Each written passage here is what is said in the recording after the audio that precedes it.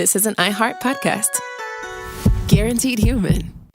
With no fees or minimums on checking accounts, it's no wonder the Capital One bank guy is so passionate about banking with Capital One. If he were here, he wouldn't just tell you about no fees or minimums. He'd also talk about how most Capital One cafes are open 7 days a week to assist with your banking needs. Yep, even on weekends. It's pretty much all he talks about, in a good way. What's in your wallet? Terms apply. See CapitalOne.com/bank. Capital One, N.A., member FDIC. Hi, Kyle. Could you draw up a quick document with the basic business plan, just one page, as a Google Doc, and send me the link? Thanks.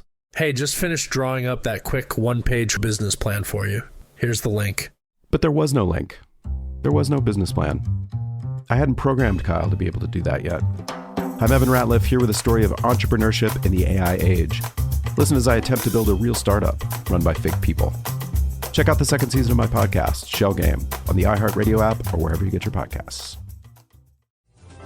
Welcome to Stuff You Should Know from HowStuffWorks.com.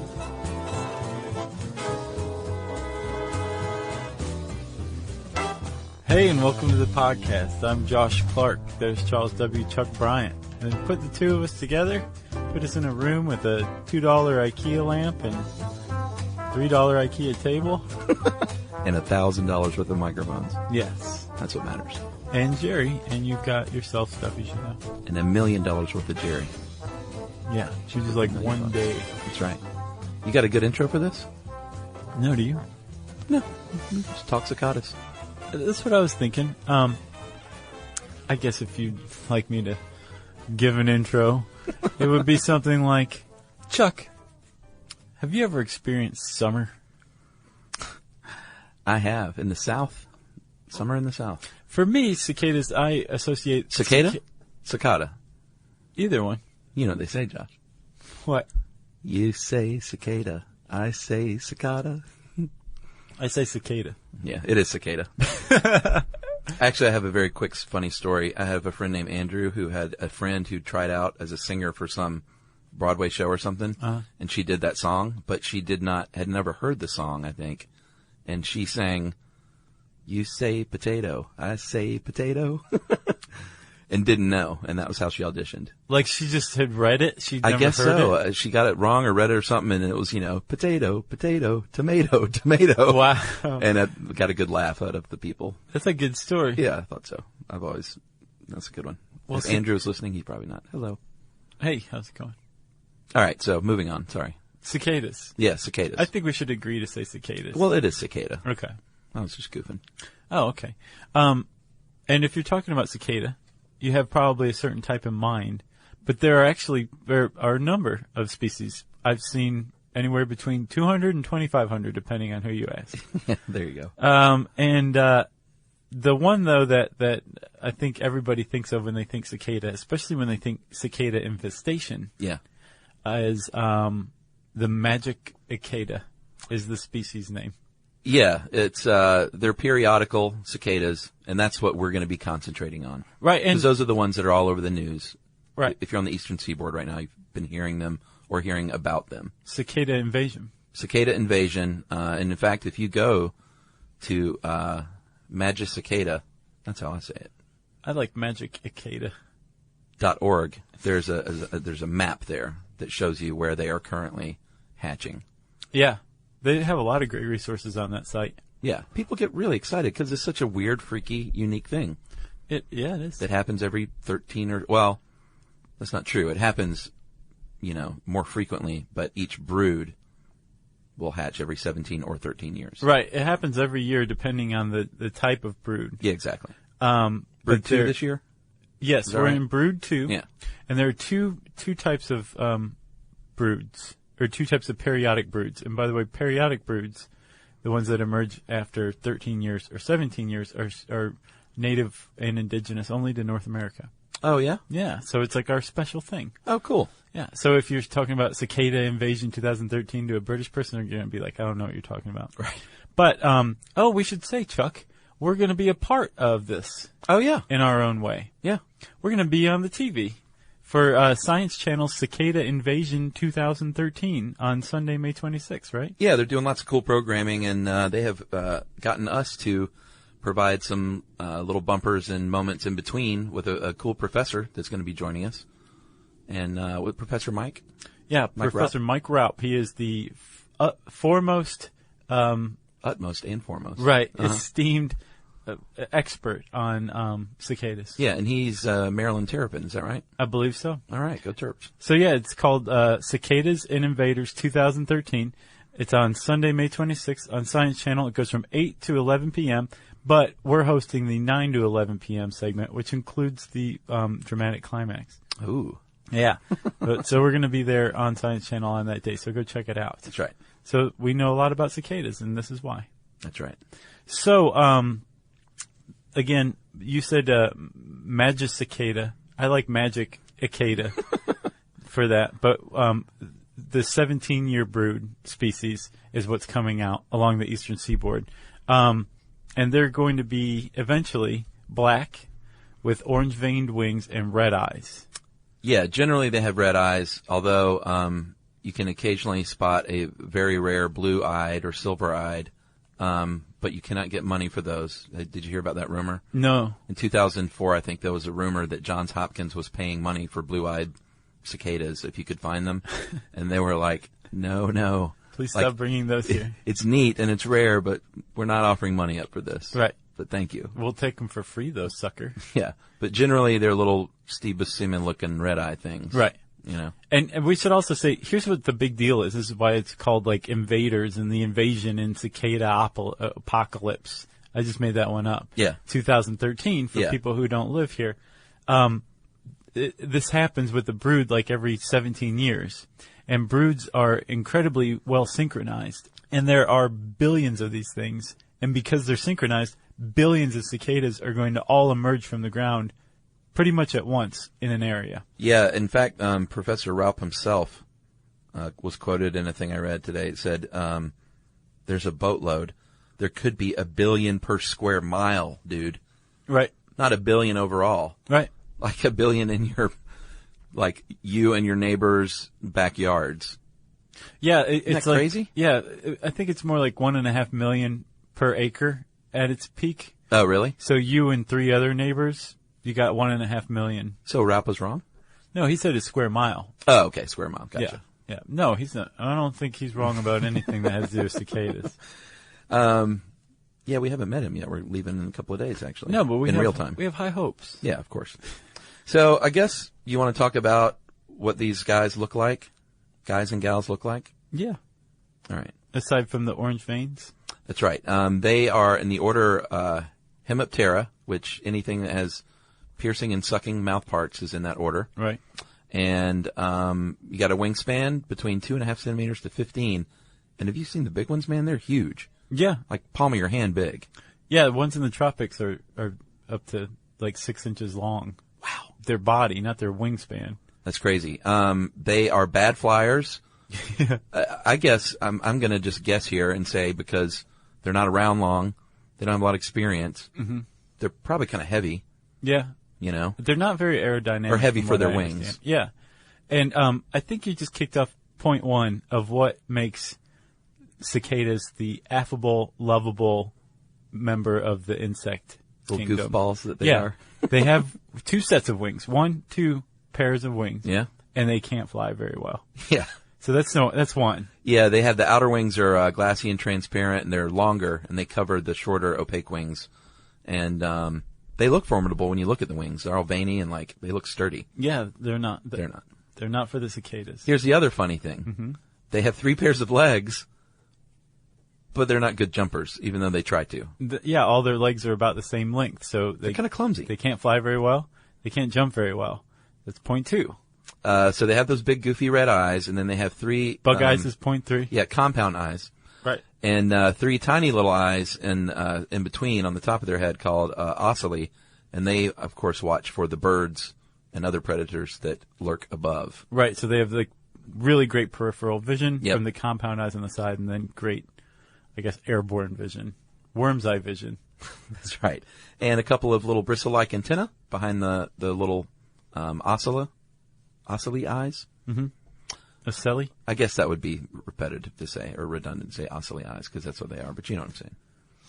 Then they have those mouth parts that we mentioned, and they are in a sheath, a beak-like sheath called labium, which they kind of just tuck there between their legs unless they need to use it. Which is what they do when they eat. That sheath, the labium, holds 4 little stickers called stylets. They're needle-like, and they jam it into the plant or like the leaf, and they just suck it up like a straw. And that and reproduction that's the point of the cicada's life. Yeah, well, that's what they do. Yeah, reproduction though is really the point. You know what I'm saying? Yeah, they like to do it. They're like Rasputin. Boy, people can be like, that's a random thing to say. Weeks later, you'll understand. So they're famous, though, for not only for their weird 17-year or 13-year emergence, but their loud singing. And before we go on to describe it, we might as well just hear it. Don't you think? Yeah. So a brief little audio bit here from Jerry. This is the cicada singing. Jerry's going to make a cicada call.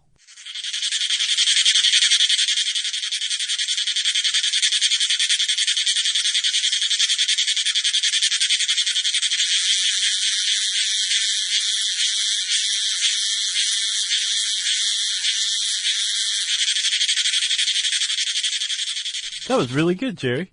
And really good, Mr. Cicada. And I say Mr. because it's only the men that are singing, the males. Why do they sing? Well, 2 reasons. To attract females to mate and to scare off birds because it is so friggin' loud that it will scare off birds. So it is extraordinarily loud, the cicada call, the male's mating song. Yeah, especially when they get together. And I've seen that. Dr. Mike said that it was recorded at like 94 decibels, which is like a standing next to a lawnmower, basically. But this is a sound made by an insect, and it's everywhere. It fills the air. For someone who hasn't experienced a chorus of male cicadas all singing together, it's everywhere. It's really loud. And in fact, you said lawnmower. The females can actually be attracted to lawnmowers and weed eaters. Is that right? Yeah. That's crazy. And just to give you an idea, between 80 and 90 decibels is when the threat of hearing loss begins. Mm-hmm. And like you said, lawnmowers, and about 120 is a rock concert, about 140 is a jet engine. And these things are little tiny insects. You right. gotta remember that. And again, Dr. Mike said 94 was what he'd seen recorded. Yeah. But I have also read up to 120 decibels. That's crazy. Yeah, that's really, really loud. Yeah, and apparently it can get so high that humans can't hear them, but if your dog is going berserker, you're in like North Carolina or Maryland or something, that might be why. And, the smaller species make higher pitched ones, I guess. So how are they doing this? Oh, well, they have actually, a lot of people think that it's a chirp, maybe like a cricket rubs its legs together. You would be wrong. Right. We should say that cicadas are closer to aphids than crickets, right? Yeah. And they're also not using any vocal cords because they lack those. What they do have are these little membranes on the sides of their abdomens. And these membranes they're called tymbals. Yeah. And they're connected to, I guess they're insides. Yeah, they're muscle. By a little muscle, right? And when the muscle contracts, the tymbal bends. Like a crease forms in it. And then when the muscle relaxes, the tymbal goes back to taut again. And that makes a clicking sound. And if you do that a bunch of times, what you have is the cicada song. Yeah, and they don't know why it's so loud or how it's so loud. Right. I did read something, I'm not sure if it's verified, that there are like pockets in the abdomen that make it louder or something, but still, like, such a small insect. Right. I mean, it's like I said, it can be big, but it's still an insect. Right. You know? And the sound, like you said, it messes with birds. It can scare them off. Yeah. But it can also, even the ones that aren't scared off, it prevents birds from hunting in packs because they can't communicate with one another because it's so loud. Right. So it's also a defense mechanism. It's a mating call. And apparently, certain species make a certain sound. Yeah. To prevent, I guess, interspecial mixing. Well, they want to be with their own kind, you know? Right, because they don't have too many shots at this. No, they don't. And they're doing all this up in the trees, right? Yeah, and it's usually during the heat of the day when this music is going on. You say music, I say chainsaw. Does it bother you? I think it's so soothing. Have you ever been among the invasion? Yes. Yeah, it to me, it's not soothing because it's so loud and so continuous that it sort of like drives me mad eventually. It's neat though. Oh, it's cool. Because you know it's going to end, and it crests and it falls and it crests and it falls, you know? So like it's going to end. I just think it's really neat. It is neat. Hi, Kyle. Could you draw up a quick document with the basic business plan, just one page, as a Google Doc, and send me the link? Thanks. Hey, just finished drawing up that quick one-page business plan for you. Here's the link. But there was no link. There was no business plan. It's not his fault. I hadn't programmed Kyle to be able to do that yet. My name is Evan Ratliff. I decided to create Kyle, my AI co-founder, after hearing a lot of stuff like this from OpenAI CEO Sam Altman. There's this betting pool for the first year that there's a one-person billion-dollar company, which would have been like unimaginable without AI, and now will happen. I got to thinking, could I be that one person? I'd made AI agents before for my award-winning podcast, Shell Game. This season on Shell Game, I'm trying to build a real company with a real product run by fake people. Oh, hey, Evan. Good to have you join us. I found some really interesting data on adoption rates for AI agents in small to medium businesses. Listen to Shell Game on the iHeartRadio app or wherever you get your podcasts. Hi, I'm Danny Shapiro, host of the hit podcast Family Secrets. We were in the car, like a Rolling Stone came on, and he said, "There's a line in there about your mother." And I said, "What?" What I would do if I didn't feel like I was being accepted is choose an identity that other people can't have. I knew something had happened to me in the middle of the night, but I couldn't hold on to what had happened. These are just a few of the moving and important stories I'll be holding space for on my upcoming 13th season of Family Secrets. Whether you've been on this journey with me from season 1 or just joining the Family Secrets family, we're so happy to have you with us. I'll dive deep into the incredible power of secrets, the ones that shape our identities, test our relationships, and ultimately reveal who we truly are. Listen to Family Secrets on the iHeartRadio app, Apple Podcasts, or wherever you get your podcasts. So it is so loud, though, they even have a protective measure for themselves. Right. Males and females have these mirror-like membranes, a pair of them called tympana, and they're sort of like their ears. And basically, there's a short tendon connected, and when they're shouting out with their call, they will retract the tendon, and it basically just sort of creases and closes their ears so they don't have to hear. Right. It's like shuts it. Yeah. Yeah. It's like a little They're like one of those mechanical monkeys. function. Yeah, exactly. All right, so let's talk about the mating and the egging and the ovipositing. So this is like pretty much the whole reason a cicada comes to life. This is why they invade, is to mate and reproduce, right? Mm-hmm. So once the males have attracted some females over, like they search for one another. They do some terrible jumping and some bad flying, and hey, mama, they'll finally come up upon one another and be like, "I like you. I like you," and then they go off. Yeah. And after they mate, the female carves some notches into the stoma of plants. Isn't that crazy? And and then uses her ovipositor, which is an egg-laying appendage, and deposits up to 600 eggs in one little session. Yeah. And then the eggs start to hatch, and they actually fall down out of the tree as larvae. Yeah, these little nymphs. Yeah. Okay, so they're nymphs then. Yeah. And they go through the larval stage in the tree and then fall down out as nymphs, and then they burrow. Yeah, they immediately root underground as a protective measure, and then they start growing and repeatedly shedding their skin over 17 years. 17 years. So think about this. The average cicada lives 17 years, if it's a periodic 17-year cicada. Its average lifespan is 17 years. Underground. Right. And then 2 months above ground. Yeah, at the most. And then they die. Yeah, like 4 to 6 weeks generally. Yeah. So they spend almost all of their life as young, immature cicadas getting ready to be adults for 2 months or less so they can reproduce once. Isn't that nuts? It is nuts. It's pretty neat, though.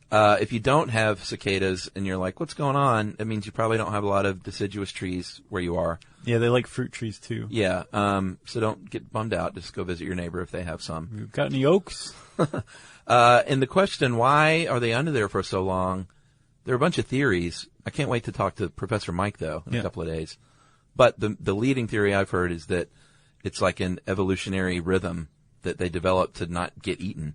and to avoid predators. Now, that is why there are billions of these things in a square mile or two, and it's because they have relatively few predators underground. There's a type of fungus that can attack them. I saw that. And it can be transferred from generation to generation. There are beetle larvae that will eat them. But for the most part, they're out of the grasp of like their main predators, like birds or whatever. So they do manage to survive, but then so many of them come up and die like very quickly that actually something called predator satiation. Yeah, that's it. Comes about, which means that like the birds just fly off because they're so full they can't eat anymore, and it still doesn't significantly impact the number of cicadas. Yeah, there's still enough afterward to mate and keep the species alive. Right. And produce billions. Yeah, like, you tired of eating us yet? And the birds are like, I'm so full of cicadas. Yeah. You're like, fine, now we'll mate. Yeah, let's get it on. The birds are full. Apparently, a lot of them are born crippled. Yeah, especially thanks to lawn chemicals. Yeah, and have you ever? There's a time lapse on YouTube of one coming out of its exoskeleton. It's pretty awesome. So we should say when they emerge from their burrows, from their chimneys, little mud chimneys, right? Yeah. They're adults, but they're called teneral adults. Yeah. So they're not quite to the adult stage yet. What happens is they have to molt their exoskeleton, which you'll find like attached to a tree or something like that. Yeah, which are, it's cool and creepy. It's super cool. Yeah. And then once they molt, then that's the last time they're going to. Then they're full-fledged adults. And then they have like 4 to 6 weeks. Yeah. Maybe. Like, that's if you successfully make it through bird season and get to mate. Right. Like a lot of these guys die like, within days or weeks. And they dig themselves out too with little shovels on their, it's almost like shovels on their legs. Yeah. And they just dig up and they're like, hey, we're here. Yep. Look out for that bird. I'm already dead. Or, oh shoot, I'm crippled. Or, man, I can't fly. 17 years and I can't fly? Yeah.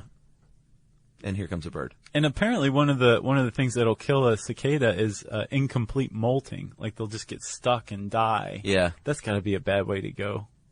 Yeah, I guess, since there's billions of them, there's all manner of, like, awful things that happen to most of them. Yeah. Poor guys. So we should say cicadas are known for just huge infestations, invasions, whatever you want to call it, on a 13-year, 17-year cycle. And there's so many of them all at once because there's so many of them, but also because they're, like, in synchronicity. And they think the reason why they all emerge, usually at night, all at once, is because they're all following the same cue, and they're pretty sure it has to do with ground temperature. Oh, really? Yeah, they think that because... So not evolutionary rhythm?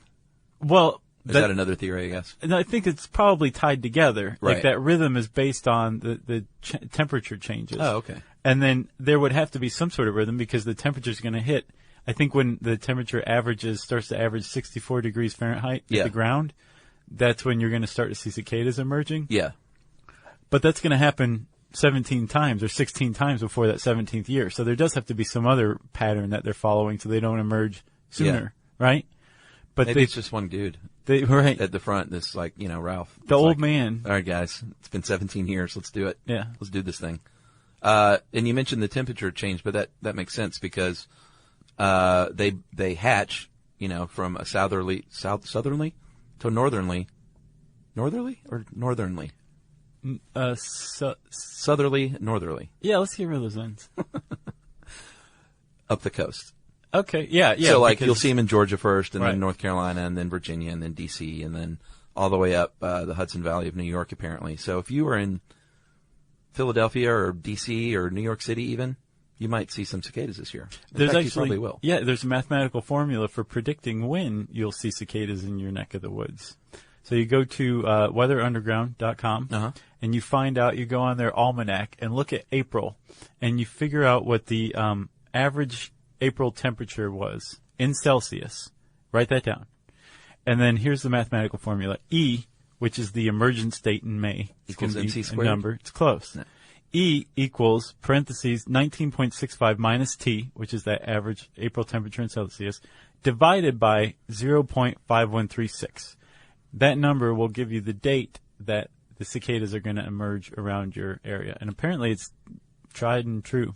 Or you can go to magicicada.org and click on the map. Yeah. If you're not into math and you like pictures. Or if you like both, do both. Yeah, that's true. I don't think I have anything else. I would definitely go look up that time lapse on YouTube. It's pretty cool. I've got more. All right, let's hear it. Well, you know how I said that they're this kind of the stumbly, bumbly, lovable, affable creatures of the insect world? Yes. So not only can they not fly very well, they can't jump very well, they genuinely lack defenses aside from their call. They can't do anything. Well, they don't bite or sting people, even though they look scary. They don't carry disease. They prey on trees only. They're herbivores, if you could call an insect that. But even if a tree flags, is what it's called, it like becomes weakened from too many cicada nymphs feeding on it, trees still bounce back. So they kill nothing while they're alive. Sure, you don't need to be afraid of them. They look intimidating, but if they land on you, like hold them in your hand. Well, even still, even if you hold them in the hand, a male will make a defensive buzzing that's kind of scary and can scare you. It's all show. It's all talk. They're not going to bite you. They're not going to sting you. Yeah. They're really sweet little boogers, and I welcome them.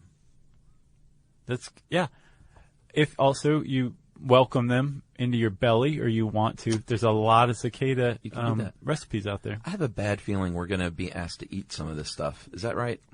It's possible. I guess everyone's going to have to tune in on Sunday, May 26th to find out. I'm not as adventurous as you are when it comes to eating things. If it's baking a cookie, I would try it. I don't think they do that. I think it's more like, No, Yumi made cicada cookies, and she said, tastes like cookie. Well, but I think the traditional way is to like eat them like you would crickets, like to put them in a pan with some salt. No, I saw some like serious in-depth recipes. Yeah, I mean, sure, you could grind up cicadas and put them in lasagna or your pizza or whatever. I didn't see ground up. I saw blanched 10-year-old adults. Yeah. So you want to get them before like their How were they in the exoskeleton cookie? really. She said it was fine. But she didn't grind them up. She just put like a whole cicada in the cookie. I don't know how she made them like that. Maybe broke them up. Interesting. Because I didn't get the impression that it was like a. Yeah. She was just kind of like, I mean, it was nothing really. So I would imagine that they were broken up in some way. Yeah, I would think so. Yeah. Or maybe it's like the M&M cookies. You just stick it in the top when it's right. I baking, saw those too. You know? Yeah. And it's just a little disgusting treat in the middle. So you should probably wait for them to die of natural causes. Maybe an incomplete molt. You grab some of those and bake them. There you go. Or kids, grab some exoskeletons because they look neat and they look just like the shell of the cicada. So.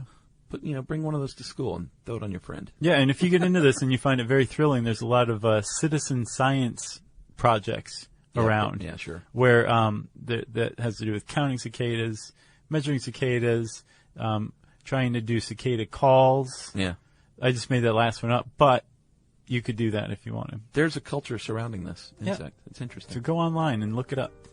If you want to know more about cicadas, first of all, you can watch our special Cicadas and Invaders 2013 on Science Channel on Sunday. Said cicadas like you're British. Right. And Invaders. Yeah. On Sunday, May 26th from 8 to 11 p.m. And we're going to be on 9 to 11 p.m. on Science. Yep. And since I just said that, it's time for message break, right? That's right. And then listener mail.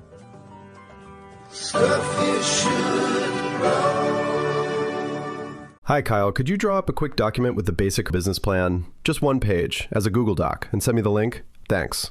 Hey, just finished drawing up that quick one-page business plan for you. Here's the link. But there was no link. There was no business plan. It's not his fault. I hadn't programmed Kyle to be able to do that yet. My name is Evan Ratliff. I decided to create Kyle, my AI co-founder, after hearing a lot of stuff like this from OpenAI CEO Sam Altman. There's this betting pool for the first year that there's a one-person billion-dollar company, which would have been like unimaginable without AI, and now will happen. I got to thinking, could I be that one person? I'd made AI agents before for my award-winning podcast, Shell Game. This season on Shell Game, I'm trying to build a real company with a real product run by fake people. Oh, hey, Evan. Good to have you join us. I found some really interesting data on adoption rates for AI agents in small to medium businesses. Listen to Shell Game on the iHeartRadio app or wherever you get your podcasts.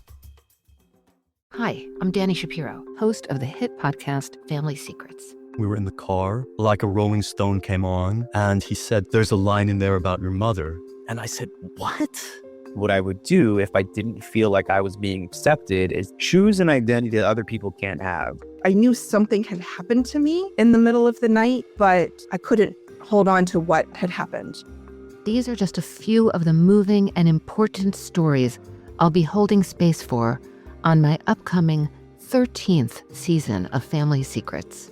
Whether you've been on this journey with me from season 1 or just joining the Family Secrets family, we're so happy to have you with us.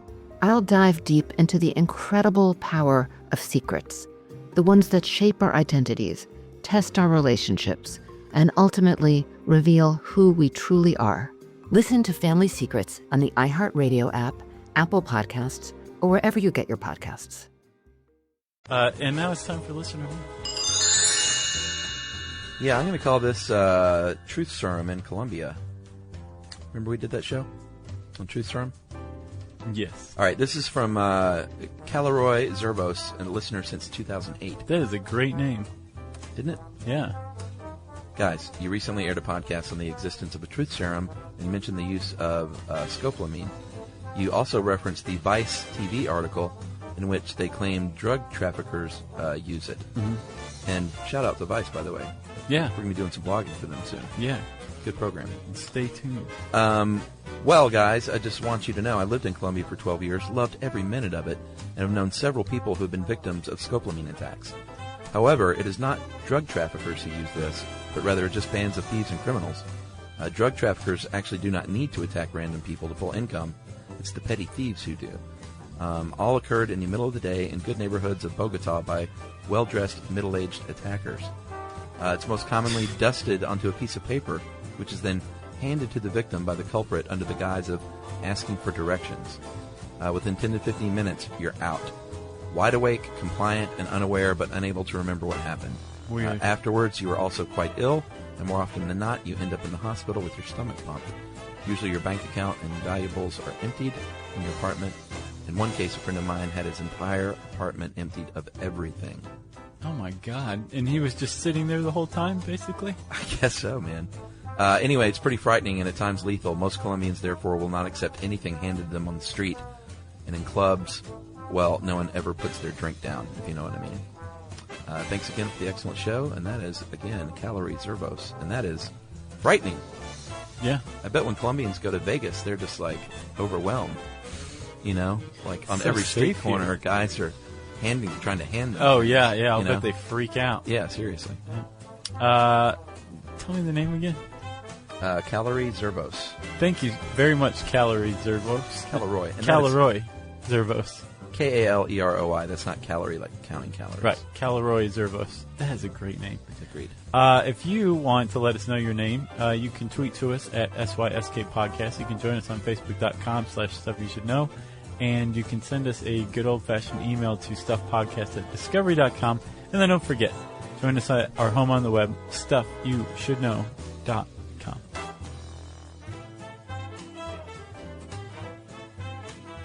For more on this and thousands of other topics, visit howstuffworks.com.